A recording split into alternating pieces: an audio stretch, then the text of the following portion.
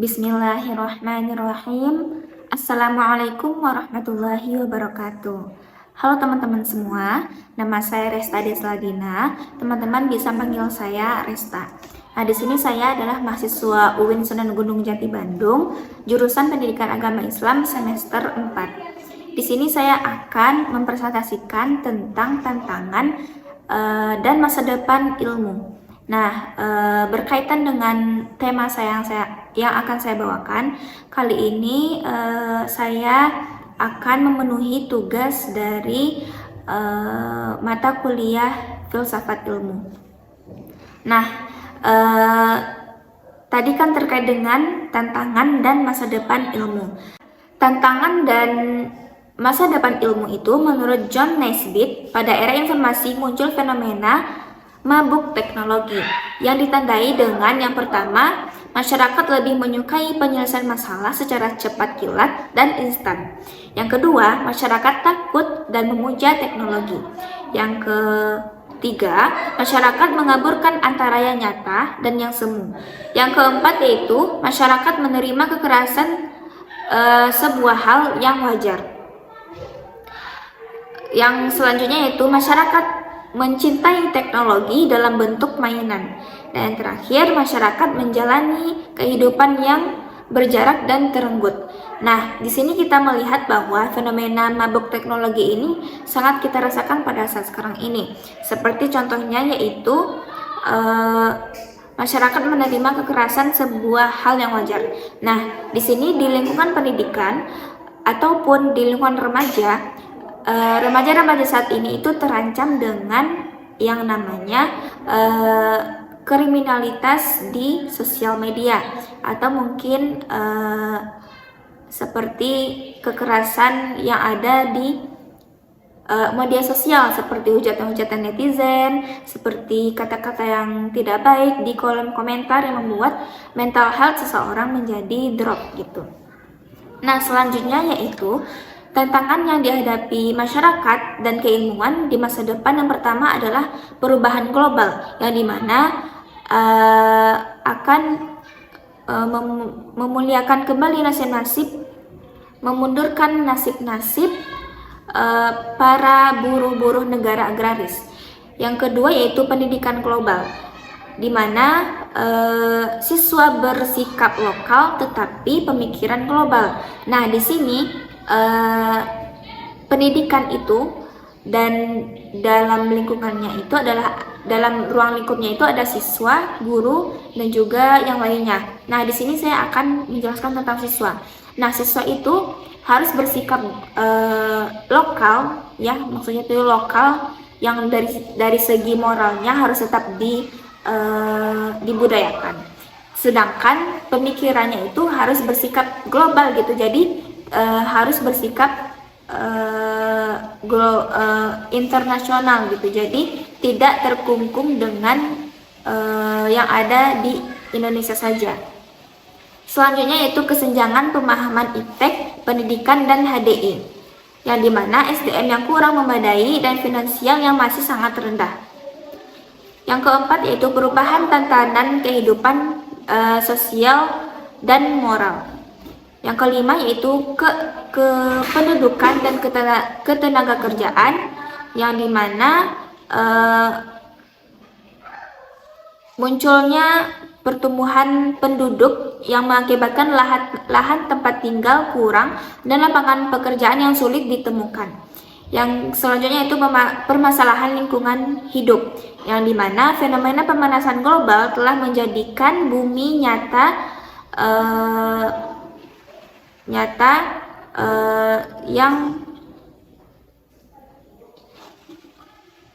yang selanjutnya yaitu permasalahan lingkungan hidup, yang dimana fenomena pemanasan global telah menjadi bumi nyata rusaknya lingkungan hidup.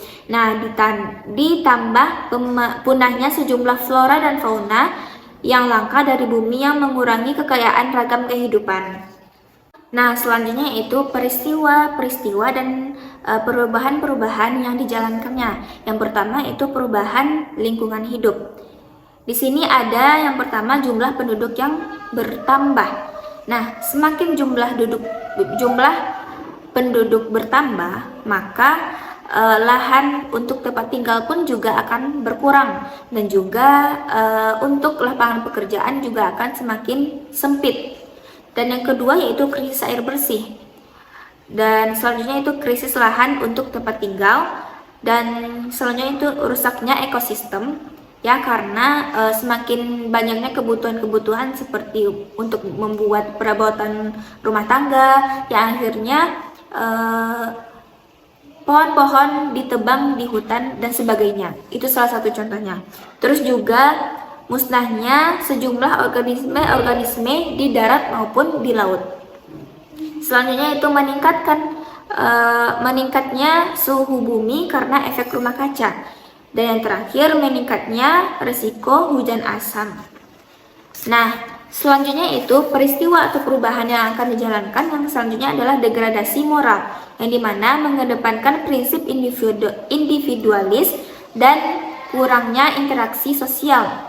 Nah, di sini saya akan mengambil contoh yaitu karena banyak masyarakat yang mengambil prinsip individualis, akhirnya mereka memahami prinsip hidup itu tidak berdasarkan disandarkan dengan agama ataupun moral, yang dimana akhirnya prinsip yang dipakai adalah seperti ataupun ideologi yang dipakai adalah liberalisme ataupun mungkin paham-paham feminisme gitu, yang dimana yang kita lihat adalah di negara Jepang gitu ya, yang menganut ideologi liberalisme ataupun sebagainya, ataupun prinsip-prinsip yang sangat individualis. Akhirnya banyak masyarakat di sana mengambil pemahaman bahwa mereka tidak akan mempunyai anak. Kalaupun punya anak mungkin maksimal adalah 1 ataupun 2 gitu, dan akhirnya apa?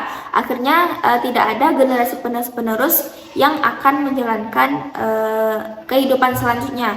Dan kita bisa melihat bahwa di Jepang pun akhirnya banyak sekolah-sekolah, bangunan-bangunan perpustakaan dan lain sebagainya itu ataupun taman-taman di sekitarnya terasa sepi gitu, karena tidak ada lagi generasi-generasi selanjutnya yang menjalankan kehidupan untuk selanjutnya. Selanjutnya yaitu perkembangan sains dan teknologi.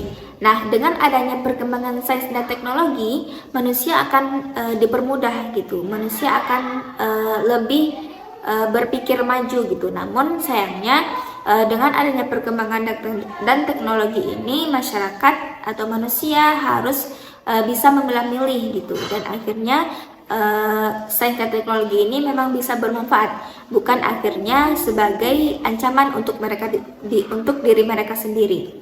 Nah, yang selanjutnya adalah krisis manusia, yang dimana adanya banyak sekali yang namanya diskriminasi, penganiayaan dan segala macamnya, seperti yang terjadi di Palestina, Rohingya dan Uighur, yang dimana masyarakat di sana, umat-umat muslim di sana itu akhirnya tertindas, teraniaya secara tidak adil gitu.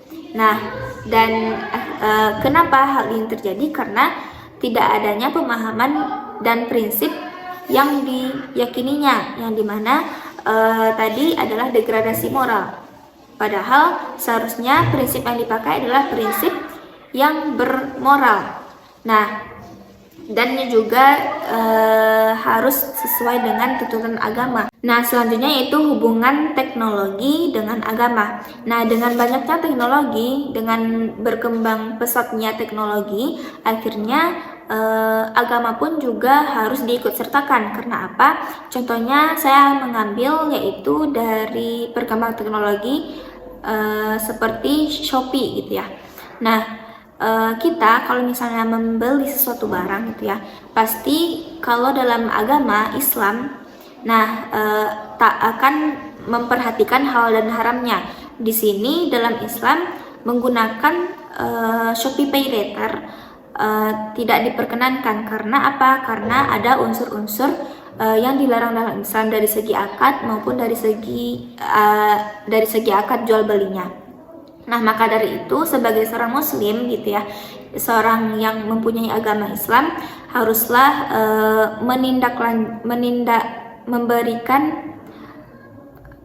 Nah, sebagai seorang muslim haruslah bertindak sesuai dengan agamanya gitu, dengan aturan-aturan dan larangan-larangan dari agama Islam, karena meskipun teknologi berkembang maju tapi agama tetap nomor satu. Sekian dari saya, mohon maaf jika ada kesalahan. Terima kasih. Assalamualaikum warahmatullahi wabarakatuh.